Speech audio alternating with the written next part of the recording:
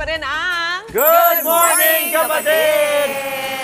Eto, usapang traffic naman po tayo para sa latest ganap tungkol sa galaw ng trapiko at sitwasyon ng mga biyahero ngayong papalapit na ang weekend. Nandito na nga. Eto na, maghahatid ng update ang nag-iisang traffic dito na si Moni Lopez. Live na live sa Quezon City kung saan nanggaling to si Mondi. Ano, kamusta na ba dyan? Oo, may nahanap ka na bang may kachacha ka pa dyan? What's up, Mondi? Ayan, isa ulit. Paris. 1, 2, 3. Yes! Mami Jiggy!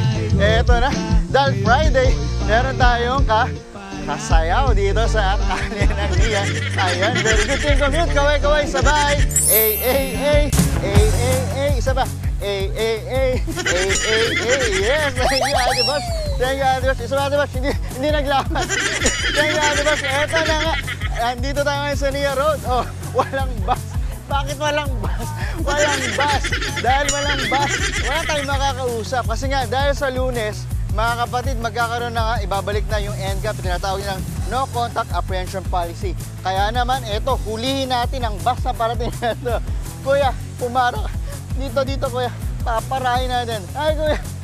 Nandito na yung ating mga kasabay. Ay, sir, ayan na. Eto, pababay mo natin sila. So, tingnan natin, pulsuhan natin. Ano ba? Good morning mga kapatid! Yes! Hey! Makakita mga excited sila pumasok. Kuya, konduktor! Good morning, kumusta? Kuya, mabilis na! Sir, yung driver daw, pasahan agad. Ikot tayo.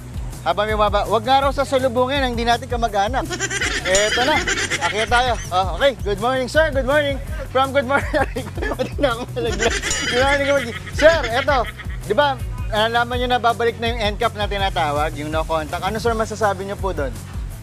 Okay naman, kahit pa paano makabawasan yung mga natin sa kalsada. Alin sir yung mababawasan? Yung mga pasaway.